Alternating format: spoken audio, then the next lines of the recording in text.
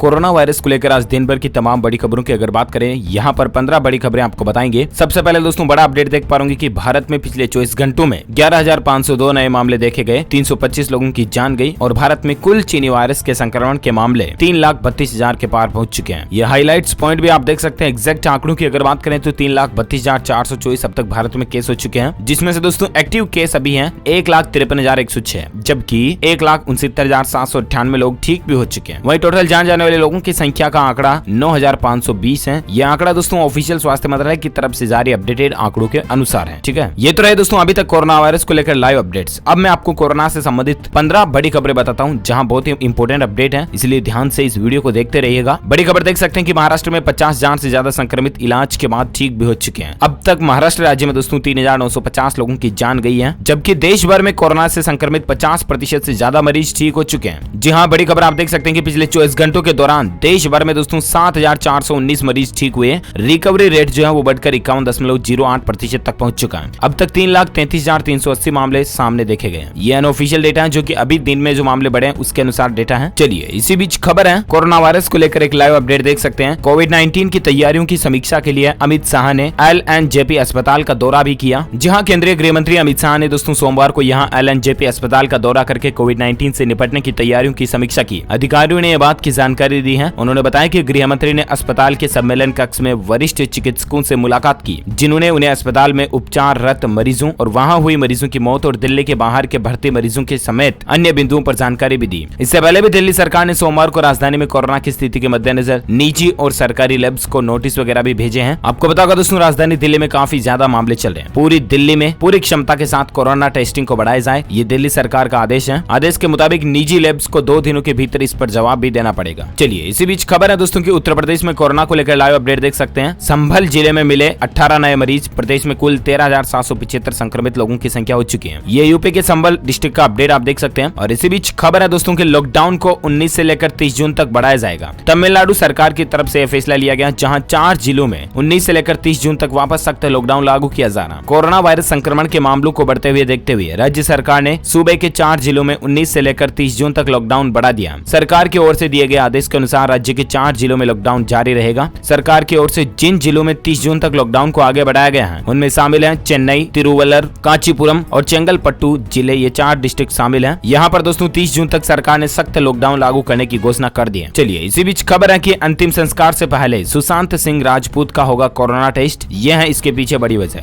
जी हाँ, आपको पता होगा कल ही बॉलीवुड में बहुत ही गमगीन घटना देखने को मिली। बॉलीवुड के अभिनेता सुशांत सिंह राजपूत अब हमारे बीच नहीं रहे और वो हमें छोड़कर चले गए। उनकी बॉडी का पोस्टमार्टम किया जा चुका है। पोस्टमार्टम से पहले ही उनका कोरोना टेस्ट के लिए सैंपल भी दिया जा चुका है। आपको बता दें इन दिनों कोरोना के बढ़ते संक्रमण के चलते मौत के बाद हर किसी का कोरोना टेस्ट भी किया जाता है। रिपोर्ट पॉजिटिव आने पर दाह संस्कार के लिए सरकार की तरफ से कुछ अलग गाइडलाइन फॉलो करनी पड़ती है। 34 साल के सुशांत ने रविवार को मुंबई के बांद्रा स्थित अपने फ्लैट में ही अपनी जान गंवा दी थी। हालांकि उनकी पोस्टमार्टम रिपोर्ट भी सामने आ चुकी है और इस रिपोर्ट में यह भी तय हो चुका है कि हैंगिंग के जरिए ही उन्होंने अपनी जान गंवाई। फाइनल रिपोर्ट का अभी भी इंतजार है। मीडिया रिपोर्ट्स के मुताबिक दोस्तों सुशांत पिछले कई दिनों से डिप्रेशन में थे। उनका इलाज भी चल रहा था और शायद यही कुछ वजह हो सकती है। चलिए इसी बीच अगली खबर है कि भारतीय वैज्ञानिकों ने दावा किया है दोस्तों कि 21 जून को सूर्य ग्रहण पर खत्म हो सकता है कोरोना वायरस। जहां देश और दुनिया में कोरोना वायरस के मामले जहां तेजी से बढ़ रहे हैं, इसी बीच चेन्नई के एक वैज्ञानिक ने सोलर एक्लिप्स यानी कि सूर्य ग्रहण और कोरोना वायरस के बीच एक कनेक्शन का दावा किया है। न्यूक्लियर और अर्थ साइंटिस्ट डॉक्टर KL सुंदर कृष्णा का दावा है दोस्तों कि पिछले साल 26 दिसंबर को लगने वाले सूर्य ग्रहण का कोरोना वायरस से सीधा संबंध है और आने वाले 21 जून के सूर्य ग्रहण के दिन कोरोना वायरस समाप्त हो जाएगा। उनका यह भी कहना है कि सूर्य ग्रहण के बाद उत्सर्जित विखंडन ऊर्जा यानी कि फिजन एनर्जी जो होती है, उसके कारण पहले न्यूट्रॉन के कण के संपर्क में आने के बाद कोरोना वायरस टूट गया है। ANI से बात करते हुए उन्होंने कहा दोस्तों कि दिसंबर 2019 से कोरोना वायरस हमारे बीच जीवन को नष्ट करने के लिए आया। मेरी समझ के अनुसार 26 दिसंबर को आखिरी सूर्य ग्रहण होने के बाद सौरमंडल में ग्रहों की स्थिति में बदलाव हुआ और डॉक्टर कृष्णा के मुताबिक ग्रहों के बीच ऊर्जा में बदलाव के कारण यह वायरस ऊपरी वायुमंडल से उत्पन्न हुआ। इसी बदलाव के कारण धरती पर उचित वातावरण बना और ये न्यूट्रॉन सूर्य की सबसे अधिक विखंडन ऊर्जा से निकल रहे हैं। तो ऐसे में दोस्तों आप इसको कुल मिलाकर के एस्ट्रोलॉजी के तरीके से मत समझिए। ये एक वैज्ञानिक का तर्क है, यानी कि हो सकता है कि बिल्कुल ये एनर्जी वाला जो सिस्टम बन रहा है ना, इसके चलते कोरोना समाप्त हो सकता है।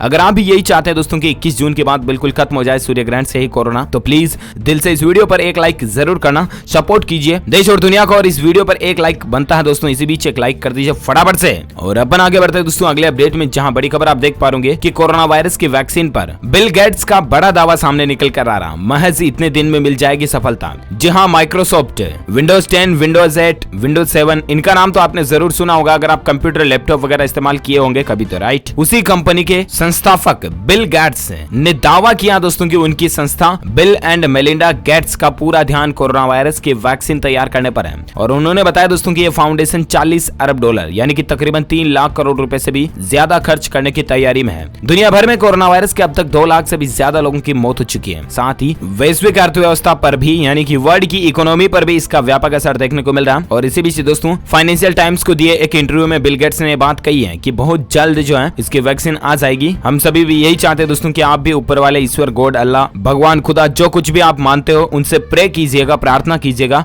कि प्लीज दुनिया में जल्द से जल्द इसकी वैक्सीन आ जाए। बस इतना ही काफी है। और चलिए इसी बीच एक अच्छी खबर आ रही है दोस्तों कोरोना वायरस से जुड़ी। भारत में ढलान पर है नए केसों का 5 दिनों का औसत। जहां भारत में कुल संक्रमितों के मामलों की तुलना में दोस्तों भारत दुनिया का चौथा देश बन चुका है। यहाँ भले ही दिनों दिन नए मामलों की संख्या बढ़ रही हो, लेकिन कुल केस के अनुपात में जब नए मामलों का 5 दिन का औसत निकाला जाए तो उसका ग्राफ अब भारत में नीचे की ओर है। जहां हॉपकिंस यूनिवर्सिटी एंड मेडिसिन के अनुसार दुनिया के शीर्ष 10 प्रभावित देशों में यह ट्रेंड भारत, ब्रिटेन, रूस, पेरू और ईरान में दिखता है। तो ये भारत के लिए एक अच्छी बात है, राहत की खबर है। और इसी बीच बड़ी खबर है दोस्तों कि दिल्ली को कोरोना से बचाने के लिए आखिर क्या है सरकार का प्लान। 15 पॉइंट्स में मैं आपको फटाफट से इसके हाइलाइट्स बता देता हूं। आपको पता होगा कल ही केंद्रीय गृह मंत्री अमित शाह ने दिल्ली के मुख्यमंत्री अरविंद केजरीवाल के साथ एक बैठक भी बुलाई और उसमें भी दिल्ली के अंदर कोरोना नियंत्रण को लेकर काफी महत्वपूर्ण अहम फैसले भी लिए गए। लेकिन इसी बीच सरकार ने क्या नई प्लानिंग बनाई है उसको लेकर कुछ हाइलाइट्स और पॉइंट्स में आपको बताता हूं। दिल्ली में दोस्तों सबसे पहले तो सरकार ने प्लानिंग बनाई है कि टेस्टिंग को डबल किया जाए, यानी कि जितने लोगों की टेस्टिंग हो रही है उसको 2 गुना 3 गुना तक किया जाए। साथ ही दिल्ली के अंदर कंटेनमेंट जोन की संख्या में भी इजाफा हो रहा है। इसके चलते कंटेनमेंट जोन में हर पोलिंग स्टेशन पर टेस्टिंग की व्यवस्था शुरू की जाए। साथ ही दोस्तों प्राइवेट अस्पतालों में कोरोना संक्रमण के इलाज के लिए 60% बेड कम रेट में उपलब्ध कराने और इसके उपचार व कोरोना की टेस्टिंग के रेट तय करने के लिए एक कमेटी भी बनाई गई है। इसके अलावा केंद्र और दिल्ली सरकार के स्वास्थ्य विभाग, एम्स और दिल्ली के तीनों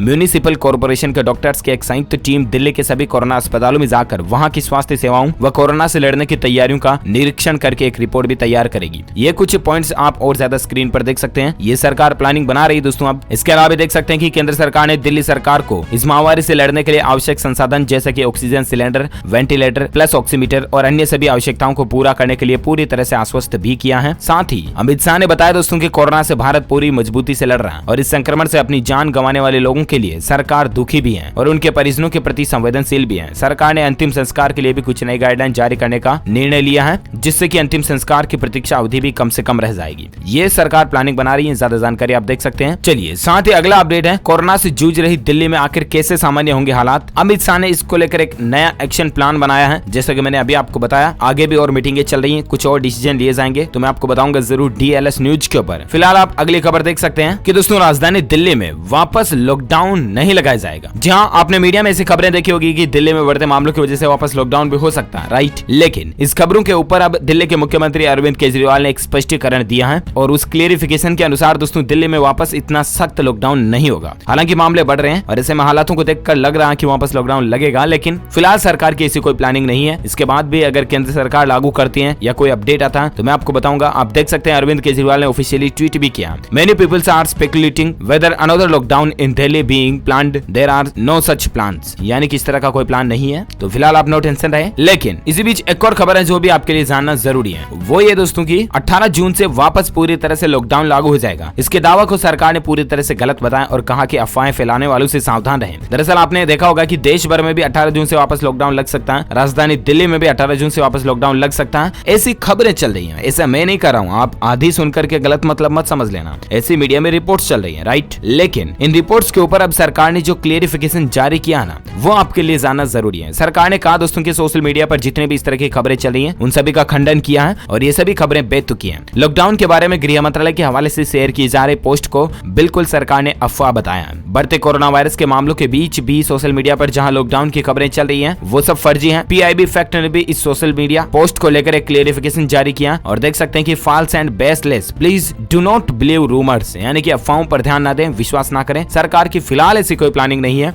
और बाकी दोस्तों कल और परसों में यानी कि 16 और 17 जून को सरकार जो है प्रधानमंत्री नरेंद्र मोदी जी जो है वो वापस देश के मुख्यमंत्रियों के साथ वीडियो कॉन्फ्रेंसिंग के जरिए बैठक वगैरह भी करने जा रहे हैं। तो देखते हैं अगर उस बैठक में लॉकडाउन को लेकर कोई फैसला होता है तो मैं आपको कल परसों में दोनों ही दिन DLS न्यूज के ऊपर अपडेट में बता दूंगा। बाकी फिलहाल गवर्नमेंट की ऐसी कोई प्लानिंग नहीं है। अभी जो मीडिया में खबरें चल रही है वो बेतुकी है, अफवाह ध्यान ना दें, ठीक है ना। तो उम्मीद है दोस्तों ये आपको आज दिन भर के तमाम अपडेट्स और कोरोना से जुड़ी कुछ बड़ी खबरें आपको जानने मिली होगी। वैसे आप मुझे नीचे कमेंट करके बताइए कि आप कौन से राज्य में रहते हैं, ताकि मैं आपके राज्य के समाचार भी आपके मोबाइल तक पहुंचा पाऊंगा। दिल से इस वीडियो को लाइक करना, ज्यादा से ज्यादा अपने दोस्तों के साथ फेसबुक और व्हाट्सएप पर शेयर भी करना। और अगर आप DLS न्यूज चैनल पर पहली बार आए हैं ना, तो चैनल को सब्सक्राइब करके बेल आइकन भी जरूर दबा देना, ताकि आपको रोजाना के ताजा अपडेट्स तुरंत आपके मोबाइल पर मिलते रहेंगे। Thank you, take care, good bye, जय हिंद, जय भारत, वंदे मातरम।